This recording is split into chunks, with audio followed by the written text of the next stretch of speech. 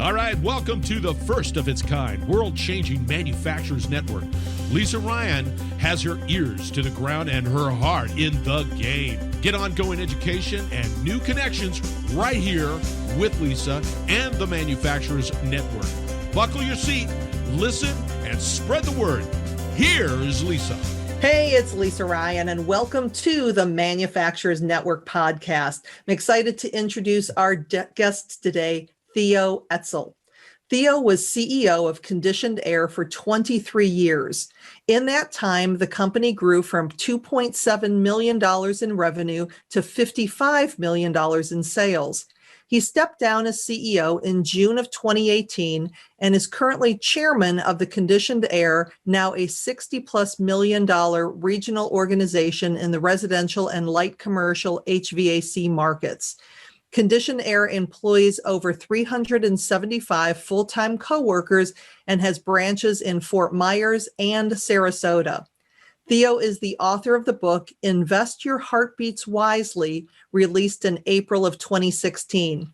The book focuses on practical, philosophical, and principled leadership concepts for business and life. Theo, welcome to the show. Thank you, Lisa. I really appreciate being here. It's always a joy. Tell us a little bit about your background and what led you to doing what you're doing. Well, my background, I'm a native Floridian, grew up in Miami and attended Stetson University with focus on finance and economics. And that got me started into the business side of things through developing hotels for a national chain of hotels and traveling around the country doing that. And even into some entrepreneurial things after that, developing an area franchise model for Ben & Jerry's in the Atlanta area, where we were then living, and did that for several years. Ended up selling those stores and having the opportunity to come to Naples, Florida, back down on the West Coast, take over a small air conditioning company, Conditioned Air, and apply sort of the entrepreneurial people skills that it needed at that time and help grow the business. And I would say that I didn't have any experience in the HVAC world specifically, but I certainly had business experience and I'm a people person. I tried my best to bring good practices, good ethics, good people treatment into the company, learn the HVAC part as I went along, but build a team that could really help that process grow. So you walk into this small HVAC company without any industry experience and you're about to take it over.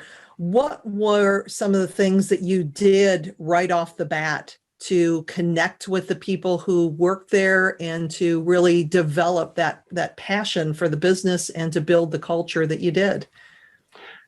The first challenge that I realized that I had personally and that the company had organizationally was that the person that was in my chair previously had not been forthright and straight up with the staff. And so my number one goal was to establish trust with the staff. So that required a whole level of transparency, tell people what I was going to do and make sure that I did it so that they saw that there was consistency in word and deed. Building the trust probably took the better part of a year, to be truthful, because there was skepticism. He's young. He hasn't been in our business before. What does he know? What's he really here for? I mean, people will make up in their minds what a narrative to support their suspicions if allowed to. And so that's where I do think in any organization, no matter what size, terrific communications has to be the key. So you have to constantly tell people what you're going to do, set expectations, carry through with those, solicit input for what works, what doesn't work, ask questions, and respect their opinion. Doesn't mean you have to adopt it, but it means you have to communicate with them. If you don't choose to adopt an idea that someone suggests, you do need to explain why we can't do it exactly that way. So what would be an example of something specific that you did to build trust as they saw that you were young and they were skeptical? Maybe it was leftover from the previous administration of what they experienced for them. But was there something that comes to mind, that an example or something that you specifically did to build that trust? I think one of the first things we did was, when I reviewed some of the programs or things that had been in place, 401ks, things like that, that may have gotten trimmed, as it were, so that some of the benefits had been reduced over time, over the last 18 months or so, a couple of years from when I got there. I did sit down with people and really look at what matters to them. What did you have? What don't you have now? Why is that important? Right? What are these things that are important to you? And also look at that from a competitive landscape too. Right? So are we competitive in recruiting with the current benefits package we have? What did we have? What don't we have now? And so I think I worked diligently to reestablish things that had been lost that were important to them. Even sitting down and asking them the question, and that critical in question of what's important to you, because you could make up stuff all day long as far as what you think that employees need, but having those individual conversations and listening certainly sounds like it had a big role in building that trust. Yes. And I've had, fast forward just to current, by way of teeing off on that, the conversations are very, very, very good. But I'm involved in a private school on the board of trustees now. And our head of school, he has an excellent way. When he showed up at our school and was new, he too sat down with the staff and did the individual questions. And several of the questions I thought were really key. And that is, what are we doing currently that you like? What could we do better that you would like to see improved? What are the sacred cows that I might trip over? Interesting. So I don't know what they are. And would you tell me something that it's known, but it's not talked about? And I thought this was key. What are you scared I'm going to do?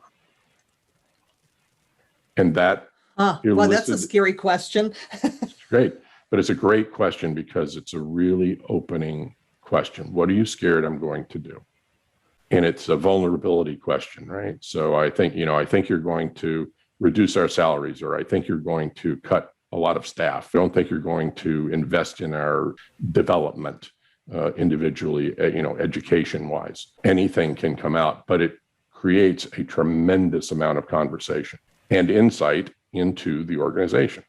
While I didn't use those specific questions in my conversations, I was always trying to find out what was important, what was needed. And that really reflects more on my style, one of a coach as a leader trying to build other people, but also it's servant leadership, which is, if you're working with me, I don't want to come in and have to tell you what to do on a daily basis. Micromanaging I don't find any joy in that, nor do I find that productive at all. But what I will ask is, what do you need from me that helps you do your job better, easier, more efficiently, and creates a better atmosphere in the organization? And if we can do that, we'll set out to go do that. And so if you continually ask what that is, that leads to a lot of innovation, I think. Fast forward, going from the beginning of initially building that trust, you and I cannot have a conversation, of course, without talking about your open book leadership, because I just think that is so mind-blowing for people that would never consider showing their employees the actual books. And so I'd really love for you to walk through that process, maybe starting with the philosophy that made you take a look at that, how the process of implementation looked, and then what happened afterwards with the employees. But that goes back to my premise that, especially for leaders, people in the organization that are actually on the front lines doing the work of the company. So in our case, they're technicians that are in people's homes, or they're on a construction site, or they're installations going into equipment in people's homes or offices and businesses. They're coming in contact with the customer. They're seeing they're having to do the manual labor. They're having to do the heavy lifting a lot on the front line. It can be a very easy jump for someone, if they wish it to be, to go from here I am putting in this complicated system to there's Theo. He must be up in his office pushing dollar bills in his pockets and figuring out how to get them out of the office every night. It's a natural thing to play with. It's an unknown. How much does the company make? They pay me, but how much does the company make? Is the company in good shape? Are we doing the best we can? Are we going to be around? Right? People want to know some certainties. Interestingly, from the manufacturing world, the book, The Great Game of Business by Jack Stack, focused on manufacturing and the plant that was actually designed to be an open book plant. In other words, they put teams together, they asked for input. How do you do your job more efficiently? Here's what the impact of manufacturing one more widget per hour means. And they started sharing a lot of numbers. And then they got a lot of input on how to improve the system and do it better. And people became invested mentally in the organization. So we took that model and we modified it to fit our company. And we started sharing with people how much we started, because it's an education process. If you haven't done it and people aren't used to looking at a profit and loss statement, you do have to invest time and energy and an education of that. But we did, and we started with the expenses, and we made it kind of a game. Guess how much we spent on gas last month, our vans to everybody's home. And people started to become just their eyes bugged out when they heard how much the gas bill was, or the insurance bill, or training, or tools that we buy, or all those things that go into making up a business. And then we started with the income side. And so we would then do it on a quarterly basis, and we would project on the screen a profit and loss, and our CFO would go through the line items. Now the line items are grouped, right? So let's not kid ourselves. We're not showing everybody's individual salaries up there. We're doing things properly, but we're going to show how much is spent on health insurance, how much is spent on vacation time, each part of the benefits that we contribute to, and then all the things that make up, expense side. And it's a very educational, very eye-opening thing. And then if our feeling was, if you share this information and you're asking for people to think about how to do things in a wiser, better, more efficient way to create more value for the company, then you really need to share part of the growth of the profit that results from people pitching in and having a quote owner's mentality. And so we do that. So they're part of a share program at the end of the year, and we divide up a portion of the profits, and they get to see that on a monthly basis where their quote share value stands. It's just a way to involve people, thank people, and always have people thinking about the greater picture.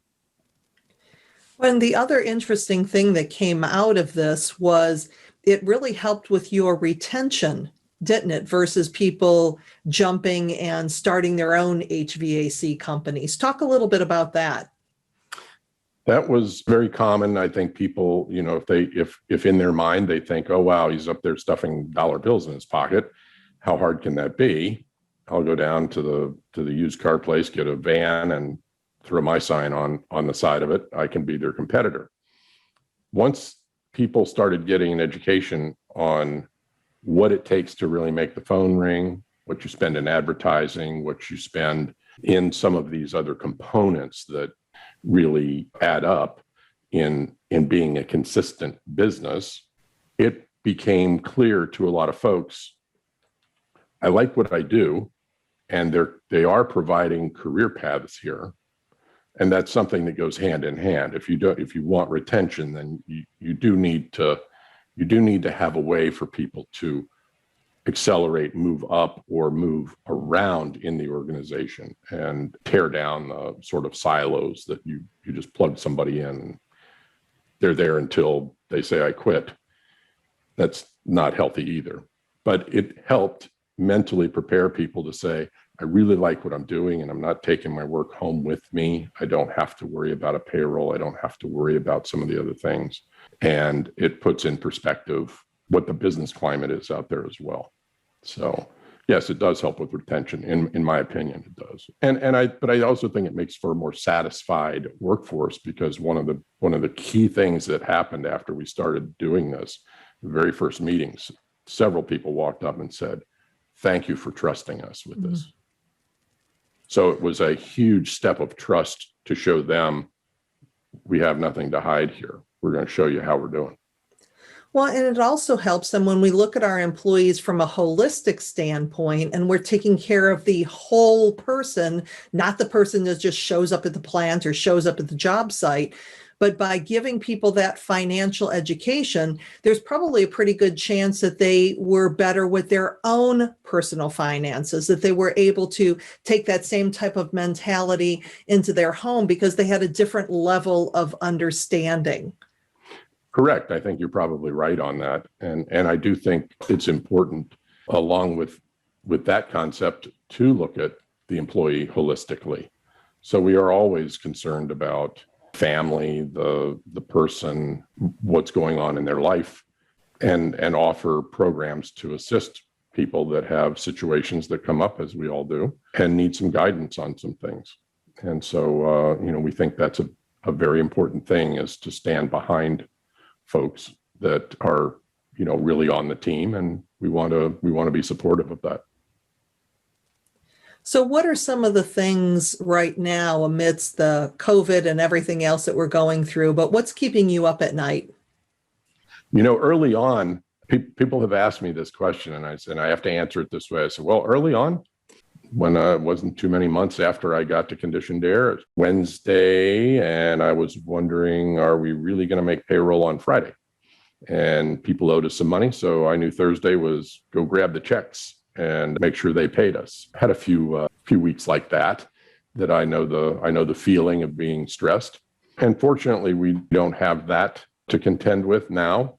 But I would say it is concerning in COVID, but beyond COVID, we travel so many miles on the road, and we put, our people at risk, and obviously other drivers that are on the road are at risk.